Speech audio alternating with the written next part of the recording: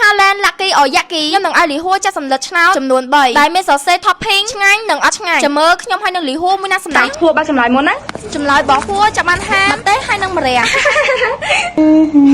ចំណែកខ្ញុំចាប់បានផ្លូវមាត់ទឹកម្ជុលហើយនឹងគីមឈីតែឥឡូវយើងចាប់ topping បានហើយតែចំអិនជាមួយមីកូទាំងអស់គ្នាខ្ញុំយកមីកូកូរីណូរសជាតិតុកបូគីចំណែកប្រហួរគេចូលចិត្តរសជាតិឈីហឹងតាមទឹកចំណង400មីលីលីត្រឲ្យពុះហើយដាក់មីចំអិនចំនួន3នាទីលាយម្សៅម្ទេសជាមួយនឹងប្រេងជាមួយទឹកក្តៅ3ស្លាបព្រាមីឆ្អិនហើយស្រង់ចេញនិងលាយជាមួយគ្រឿងទេសរួចជាស្រេចរួចបន្ថែម topping តាមចំណូលចិត្តមានផ្សិតម្ជុលនិងផ្លូវមាត់បំពងហើយក៏មានគីមឈីដែរចំណែក topping របស់លីហួរវិញមានម្រះហើយនឹងម្ទេសខ្ញុំគៀងតែម្ដងព្រោះថាលីហួរអត់ចេះញ៉ាំម្រះណាចាំមើល reaction គេបែបមិនដែរខ្ញុំដឹងតែត្រៀមសោយហើយចំពោះមីកូកូរីណូមាន4រសជាតិមានរសជាតិឆ្អឹងជំនីគោហឹលមីកូកូរីណូរសជាតិឈីហឹលរសជាតិតុកបូគីនិងរសជាតិទឹកស៊ីអ៊ីវខ្ទឹមសវ៉ាវសុទ្ធតែរសជាតិទំនងទាំងអស់តែរួចរាល់ចាប់បានអាហ្នឹងហើយត្រូវតែញ៉ាំ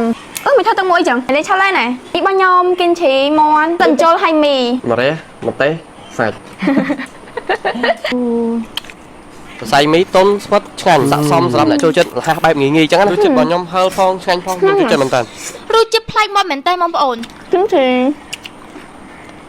ខូចមែនណាចង់យកមាន់របស់ខ្ញុំទៀតហើយចាប់បានអីមកញ៉ាំហ្នឹងទៅរអើនិយាយពីញ៉ាំមួយម៉ាត់ហើយចង់ញ៉ាំមួយម៉ាត់ទៀតហ្មងឯងបើខ្ញុំមានអារម្មណ៍ថាដូចញ៉ាំនៅហាង street food ចឹងពេកអីគេនោះហ៎នោះទូទឹកកកស្អីគិតទៅខ្ញុំឲ្យម្នាក់នឹងបោកតបានហ្មងល្បិចច្រើនមែនបោះញ៉ាំជួយឈីហ្មងអ្នកនរអើយគេព្រមញ៉ាំម្រះហើយអ្នកទាំងអស់គ្នាលើវិញអ្នកទាំងអស់គ្នាហើយគេបង្ខំខ្ញុំឲ្យញ៉ាំម្ទេសទៀតឡើងហឹលហ៎